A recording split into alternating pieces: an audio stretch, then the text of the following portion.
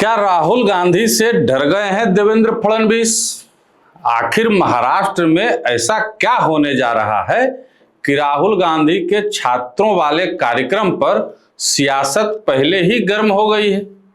क्योंकि राहुल गांधी तो महाराष्ट्र में कोई बड़ी चुनावी रैली करने जा ही नहीं रहे हैं, न ही कोई शक्ति प्रदर्शन कर रहे हैं, न हजारों कार्यकर्ताओं की भीड़ जुटाने का कोई कार्यक्रम है। वे तो जा रहे हैं छात्राओं से बात करने। लेकिन पुणे में होने वाले राहुल गांधी के छात्रों की गूंज कार्यक्रम को लेकर महाराष्ट्र की राजनीति में बयानबाजी क्यों शुरू हो गई?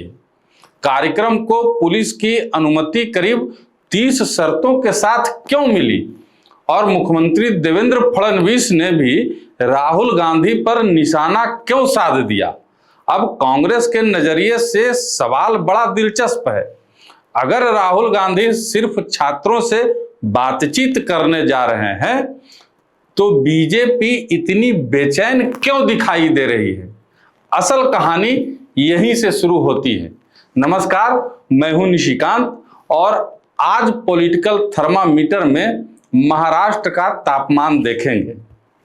राहुल गांधी की राजनीति में पिछले कुछ समय से एक बड़ा बदलाव दिखाई दे रहा है। अब राहुल केवल संसद में सरकार को घेरने या बड़ी जनसभा करने तक सीमित नहीं है, वो उस वर्ग के बीच लगातार पहुंचने की कोशिश कर रहे हैं जिसकी आवाज राजनीतिक मंचों पर अक्सर सबसे आखिर में सुनाई देती है। छात्र और नौजवान प्रयागराज में प्रतियोगी छात्रों के बीच गए, कोटा में छात्रों से संवाद किया, देहरादून पहुंचे और अब पुणे में राहुल गांधी का कार्यक्रम खास तौर पर छात्राओं के साथ रखा गया है। मुद्दे क्या हैं? शिक्षा, रोजगार, परीक्षा का दबाव, सुरक्षा और भविष्य। यानी राहुल गांधी वहां भाषण देने से ज्यादा उस पीढ़ी को सुनने जा रहे हैं जो 2029 के चुनाव तक भारतीय राजनीति का बेहद महत्वपूर्ण वोटिंग ब्लॉक बन चुका होगा। राहुल की जेनजी और युवा महिलाओं तक पहुंच को कांग्रेस एक व्यापक राजनीतिक रणनीति के रूप में आगे बढ़ा रही है और बीजेपी की नजर भी शायद इसी बात पर है, क्योंकि राजनीति में नेता वहां नहीं जाता जहां वोट पहले से ही उसका हो। नेता वहां जाता है जहां भविष्य का वोट दिखाई देता है। और राहुल गांधी को भविष्य का वोट कहां दिखाई दे रहा है? कॉलेज में, यूनिवर्सिटी में, कोचिंग सेंटर में, लाइब्रेरी में, सरकारी नौकरी की तैयारी करते उस नौजवान में जिसके मोबाइल में एडमिट कार्ड भी है और इंस्टाग्राम भी। ये पीढ़ी सुबह परीक्षा की तैयारी करती है, दोपहर में नौकरी का नोटिफिकेशन देखती है और शाम में सरकार का मीम बनाकर वायरल भी कर देती है। इसे पुराने तरीके से राजनीति समझाना थोड़ा मुश्किल है और शायद राहुल गांधी ने यही बात पकड़ ली है। कांग्रेस की रणनीति अब केवल ये कहने की नहीं है कि बीजेपी गलत है। कोशिश ये है कि राहुल खुद जाकर युवा से पूछें, तुम्हारी परेशानी क्या है? यही कारण है कि छात्रों की गूंज को कांग्रेस बड़े स्तर पर फैलाना चाहती है। CWC में इसे करीब 800 शहरों तक ले जाने की योजना पर चर्चा हुई है। अब 800 शहर कोई छोटा आंकड़ा तो है नहीं। अगर ये अभियान वास्तव में उस स्तर तक पहुंचता है तो समझिए कांग्रेस एक समानांतर युवा नेटवर्क तैयार करने की कोशिश कर रही है और यही कहानी चुनावी हो जाती है।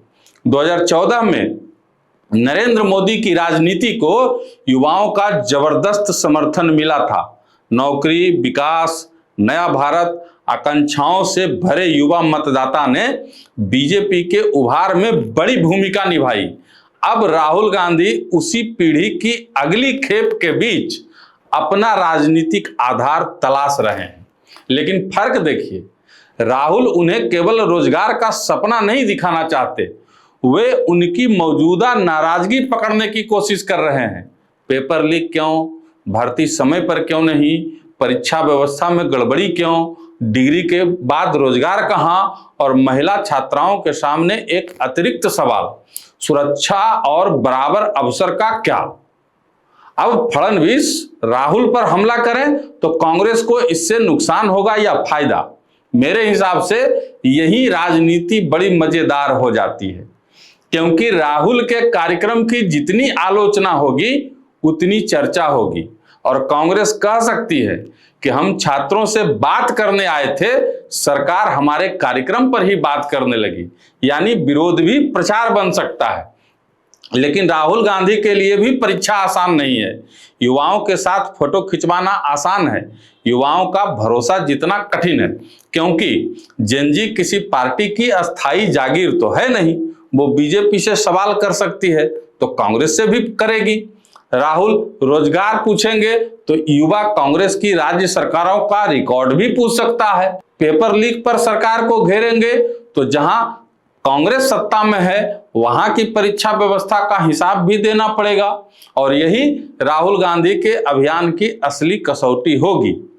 क्या छात्रों की गूंज केवल विपक्ष की आवाज बनेगी या कांग्रेस अपने ऊपर उठने वाले सवाल भी उतनी ही मजबूती से सुनेगी? लेकिन राजनीतिक रणनीति के लिहाज से राहुल गांधी का दांव साफ दिखाई देता है।